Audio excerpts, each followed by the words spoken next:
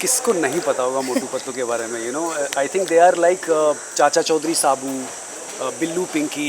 ऐसे भी हालात में हम लोग स्कूल जाते थे और मुझे कॉमिक्स पढ़ने का बहुत मन करता था, लेकिन पैसे नहीं होते थे खरीदने के लिए। मैं ऐसे ही ट्रेड करता था और एक कॉमिक खरीद के मैं कम से कम 10-15 कॉमिक्स पढ़ लेता था।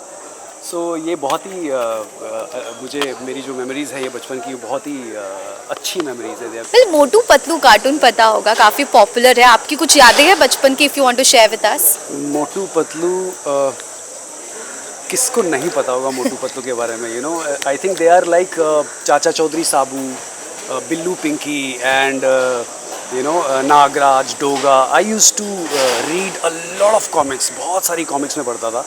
और बचपन में मतलब हम लोग, क्योंकि मैं कश्मीरी पंडित हूँ, तो हम लोग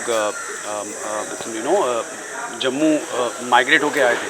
तो हमारे घर में बहुत गरीबी थी और हम लोग बहुत पैसे नहीं थे हमारे पास कुछ भी।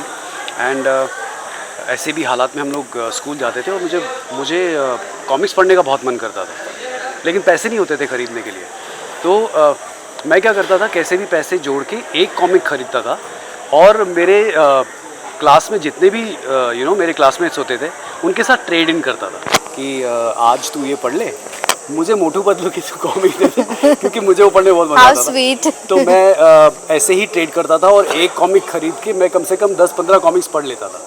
सो ये बहुत ही मुझे मेरी जो मेमोरीज़ है ये बचपन की बहुत ही अच्छी मेमोरीज़ है। They are very close to my heart. और बचपन में कैसे थे विनीत? मतलब शरारती, प्रैंक करना या शांत, सब?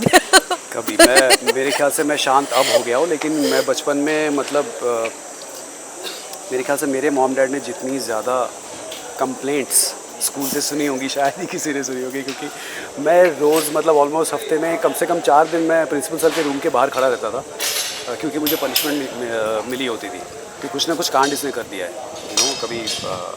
कभी पटाखे फोड़ देना स्कूल के अंदर, कभी कुछ कर देना, कभी किसी के ऊपर इंक लगा देना। नॉट बुलिंग, बट हम लोग सब आपस में बहुत ज़्यादा मस्ती करते थे। Thank you so much to sharing with us. Thank you for refreshing all these memories,